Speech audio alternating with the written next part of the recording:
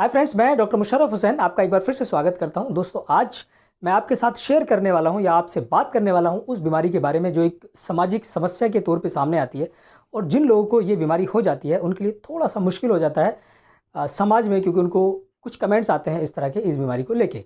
तो दोस्तों, हम बात कर रहे हैं बाल गिरने की समस्या के बारे में, गंजेपन के बारे में। तो ये दो तरह की बीमारी होती है। जैसे मैंने कहा, एक हेरिडिटरी है, एक्चुअल में उसका इलाज बड़ा मुश्किल है, और एक बीमारी होती है जिसका कोई कारण है, या तो कोई डिजीज़ है, कोई इन्फेक्शन हो सकता है, फंगल इन्फेक्शन हो सकता है, बहुत सारी चीज़ें हो सकती हैं, ऑटो इम्यून डिजीज़ हो सकती है। तो उस बीमारी के बारे में और इसका इलाज है, सटीक इलाज है, जिसके बारे में मैं आपको बताऊंगा।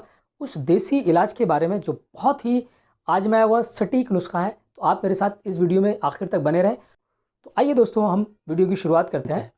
तो दोस्तों, जो हम बाल गिरने की समस्या की बात करें, उनमें से एक कैटेगरी बाल गिरने की होती है या गंजेपन की होती है, जिसको हम एलोपेशिया एरिएटा के नाम से जानते हैं। एलोपेशिया एरिएटा में एक्चुअल में होता क्या है कि जो बाल हैं सर के, वो पैचेस में, सर्कुलर पैचेस में गिरना शुरू हो जाता है और बिल्कुल ऐसा लगता है चिकना के जैसे यहाँ पे कभी बाल उगे ही नहीं थे। ये कुछ सेंटीमीटर के पैचेस होते हैं, लेकिन अगर ये पैचेस बड़े होने लगें और एक साथ इकट्ठे हो जाएं तो एक कंडीशन ऐसी आ जाती है कि सर का कोई एक हिस्सा या शरीर के पूरे बाल गिर जाते हैं और धीरे धीरे ये आईब्रोज, आई लैशेस या पूरी बॉडी के बाकी हिस्से पे भी फैलने लगती है। तो जब ये बाल गिरने की समस्या पैचेस में होती है या पार्ट में होती है तो इसको हम एलोपेशिया एरिएटा कहते हैं। लेकिन अगर पूरी बॉडी के बाल गिर जाएं, कंप्लीट बाल गिर जाएं, कहीं पे कोई बाल ही ना दिखे बॉडी पे, तो इस बीमारी को कहते हैं एलोपेशिया टोटलिस या यूनिवर्सलिस। लेकिन जनरली एलोपेशिया एरिएटा ही लोगों में देखी जाती है, टोटलिस के मरीज कम होते हैं। इसका कारण क्या है दोस्तों? एक्चुअल में ये एक ऑटो इम्यून डिजीज़ है। ऑटो इम्यून क्या होता है? एक्चुअल में हमारा जो इम्यूनिटी सिस्टम है, जो हमें सुरक्षा देता है बाहरी बीमारियों से, जैसे अगर कोई वायरस है या बैक्टीरिया है जो बॉडी पे आता है तो उसके अगेंस्ट लड़के उसको मारता है। सिमिलरली, अगर ये इम्यून सिस्टम हमारी हेल्दी सेल्स को, हमारी बॉडी की सेल्स को मिस्टेकनली दुश्मन समझ ले तो उनको अटैक करता है।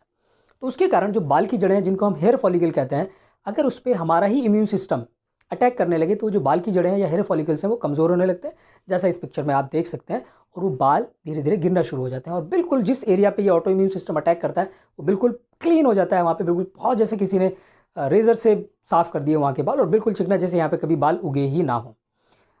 तो धीरे धीरे ये बीमारी बढ़ती रहती है। जनरली ये जो बीमारी है मर्दों में बहुत ज़्यादा कॉमन है बामुकाबले औरतों के या वुमेंस के। मगर सोचिए कि औरतों में अगर ये बीमारी हो जाती है तो उनके लिए बड़ा मुश्किल होता है। समाज में किसी औरत के अगर बाल गिर जाए तो बाल उनका गहना है। ये बीमारी बच्चों में भी देखी गई है, लेकिन बच्चों में बहुत ज़्यादा कॉमन नहीं है। और एक बड़ी बात यह है कि अक्सर ये 30 साल से कम के लोगों को होती है। 30 साल की उम्र के बाद ये बीमारी कम देखी जाती है। अब हम बात करते हैं दोस्तों उस पहलू की जो बहुत ज़रूरी है, जो हमने शुरू में बात की थी कि इसके ट्रीटमेंट ऑप्शंस क्या हो सकते हैं। इससे पहले कि मैं आपके पास जो देसी ट्रीटमेंट है या जो हर्बल ट्रीटमेंट है इसका, उसके हम बारे में बात करें, मैं बाकी ट्रीटमेंट ऑप्शंस भी आपके साथ शेयर कर लेता हूं। जैसे जो हमारे मॉडर्न साइंस के या मॉडर्न मेडिकल के जो ट्रीटमेंट ऑप्शंस है, उसमें पहला ऑप्शन होता है टॉपिकल एप्लीकेशंस। जैसे कुछ लोशंस आते हैं, मरहम होते हैं, तो उसमें कुछ दवाइयाँ होती हैं, जिसमें एक दवाई होती है मिनी ऑक्सीडिल के नाम से, उसको लगाया अगर जाता है, लेकिन ये बहुत ही धीरे धीरे काम करती है, बड़ा समय लगती है, महीनों लग जाते हैं इस दवाई का असर आने में। एक दूसरी दवाई होती है जिसको हम एंथ्रालिन के नाम से जानते हैं। एंथ्रालिन एक इरिटेट के तौर पे काम करता है स्किन पे, और बार बार जब वहाँ पे इरिटेशन होता है तो धीरे धीरे वहाँ पे ब्लड का फ्लो बढ़ता है और ये बाल उगने शुरू हो जाते हैं। कुछ दवाइयाँ होती हैं जैसे स्टेरॉइड्स होते हैं, कॉर्टिकोस्टेरॉइड्स होते हैं, वो लगाए जाते हैं क्रीम के तौर पे या लोशन के तौर पे, और उनको लगाने से भी धीरे धीरे बाल आने लगते हैं, लेकिन बड़ा समय लगता है और बड़ा मुश्किल होता है, ख़ासतौर से इस तरह के टॉपिकल एप्लीकेशन से बाल आने में। या कुछ इम्यूनोथेरेपीज़ भी दी जाती हैं, टॉपिकल इम्यूनोथेरेपी, जिससे धीरे धीरे बाल आते हैं। उसके अलावा जो बहुत कॉमन है मॉडर्न साइंस में इसका इलाज का तरीका, वो है इंजेक्शंस लगाना। जो स्टेरॉइड्स के इंजेक्शन है वो लोकल जहाँ से बाल गए होते हैं वहाँ पे हम धीरे ऐसे ऐसे करके सर्किल पे स्टेरॉइड्स के इंजेक्शन लगाते हैं, और हर महीने में 2 महीने में इसको रिपीट करना पड़ता है और काफ़ी वक्त लगता है। तो सोचिए, बड़ा पेनफुल है। अगर किसी के बहुत ज़्यादा बाल गिर गए हों, एलोपेशिया एरिएटा फैल गया हो, तो उसके लिए तो बड़ा मुश्किल, बड़ा पेनफुल प्रोसीजर होता है। तीसरा एक होता है ओरल मेडिकेशंस भी, कुछ दवाइयाँ मुँह से खाने के लिए देते हैं इसमें डॉक्टर्स। तो जो ये दवाइयाँ होती हैं उनको हम इम्यूनोसप्रेसेंट दवाइयों के नाम से जानते हैं, लेकिन इनके साइड इफ़ेक्ट्स होते हैं। इसमें ये आपकी किडनी को भी नुकसान पहुंचा सकती हैं, क्योंकि आप इम्यूनोसप्रेसेंट दवाइयाँ खा रहे हैं, यानी कि आपके इम्यून सिस्टम को दबाने वाली दवाइयाँ खा रहे हैं, तो आपको बहुत सारे दूसरे इन्फेक्शंस भी लगने के चांसेस रहते हैं, ब्लड प्रेशर बढ़ने का डर है।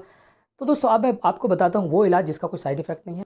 सिंपली 3 हफ्ते में आपको इस दवाई के बेहतरीन आपको रिजल्ट मिल जाएंगे, और 6 से 8 हफ्ते अगर आप लगातार इस दवाई को लगा लेते हैं तो डेफिनेटली ये बीमारी ठीक हो जाएगी। This is a proven medication. तो इसमें एक 3 तरह के तेल होते हैं जिनको आपको बराबर मात्रा में मिलाना होता है। जिसमें पहला तेल हम लेते हैं आंवले का तेल, जिसको रोगन आंवला के नाम से जाना जाता है। दूसरा जो तेल होता है वो रोगन ज़रारी या ज़रारी एक दवाई होती है यूनानी में, उसको इसमें लिया जाता है। और तीसरा होता है रोगन बेज़ैमुर्ग, जो एग होता है। एग से एक टेक्निक के थ्रू ऑयल निकाला जाता है और इन तीनों को बराबर मात्रा में मिला के जब हम इस पैच पे या जहाँ पे भी एलोपेशिया एरिएटा का इफेक्ट है उस पर लगाते हैं, तो आप देखेंगे कि 3 हफ्ते लगाने के बाद सुबह शाम आप इसको 3 हफ्ते लगाना पड़ेगा रेगुलर, बिना मिस किए। तो 3 हफ्ते के अंदर आप देखेंगे इसका रिजल्ट आना शुरू हो जाता है। और इसको आपको लगाना होता है कम से कम लगातार 6 से 8 हफ्ते तक, क्योंकि अदरवाइज़ इसके दोबारा आने के डर रहते हैं। अगर ये दोबारा आ भी जाती है तो आप इसको फिर से इसी तरीके से यूज़ कर सकते हैं। तो दोस्तों मुझे उम्मीद है ये वीडियो उनके लिए बड़ा काम का होगा जिनको ये बीमारी है। और दोस्तों आप इस बीमारी का इलाज करें, इसको बिना इलाज करें ना छोड़ें, और उन दोस्तों को शेयर करें जिनको आपको लगता है इससे कुछ फ़ायदा हो सकता है। तो अगर दोस्तों आपको वीडियो पसंद आया हो तो लाइक करें, शेयर करें और चैनल को सब्सक्राइब करना ना भूलें, सो दैट मेरा हौसला और हिम्मत बनी रहे फर्दर आगे इस तरह के वीडियोज़ बनाने के लिए। धन्यवाद।